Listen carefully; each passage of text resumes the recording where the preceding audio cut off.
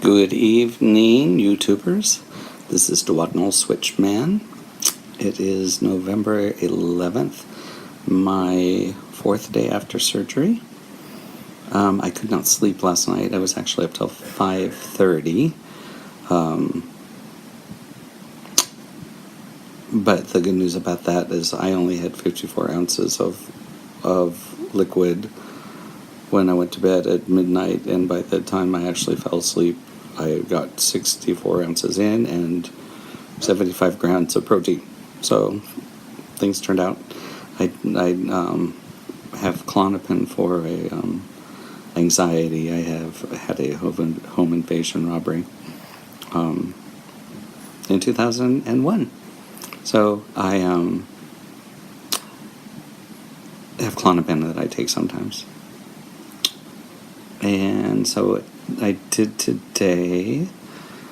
I went for a walk. I took my friend's dog for a walk. I had butternut squash soup, and so I cooked it all, added some water to it, and then I put 2 tablespoons of the Genentech or whatever it is, that's not the name of it, but the protein powder, and I made it like I was going to make gravy, and so I put some cold water in it and pressed it in and made it a roux type thing, and then when my soup was almost boiling, I added it to that, and I have a big Stanley thermos, and I poured it all in there except for the last capful, which is 5 ounces. So I had that for dinner, and I will probably have, it's 9:30, I'll probably have another serving of 5 ounces. And that was actually very good. So split pea is good, and the butternut squash is good. What else? Then I spent all day recording 14 songs for the baritone section of my group Modern Men, who has a concert for Christmas, and I have to memorize, and so I did it for me mostly, so I can listen to the songs over and over and over and over and over.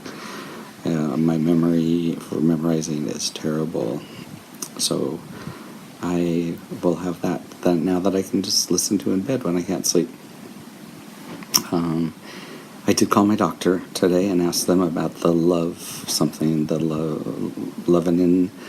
for blood thinning, and they did give it to me at the hospital, and they don't give it to people after surgery, which is fine. Like I said, I walked my friend's dog today, and I walked around, and when I get on the phone, I pace a circular living pattern going down the hall and around the kitchen and through the living room and back through a den, so I did that. We also went and took a walk through their area, went by their pool, and they have a sauna here, so I know I can't do that yet, but now I know. That'll be kind of fun to do dry heat. My surgery scars are healing nicely. I'm not going to show you right now, but I put food grade castor oil on them every day, and I had a scar right here, and it healed really nicely, so that's why I highly recommend it, because it's a natural thing. I can see right here in this light the wrinkles. I've got to make sure you stay hydrated, and I'll worry about that when my weight comes off, because I don't want to look older than I am, so anyway, I hope everyone is doing well. I'm posting a lot on the Bariatric Pal website, and they have a great app also, and I was thinking maybe I need to volunteer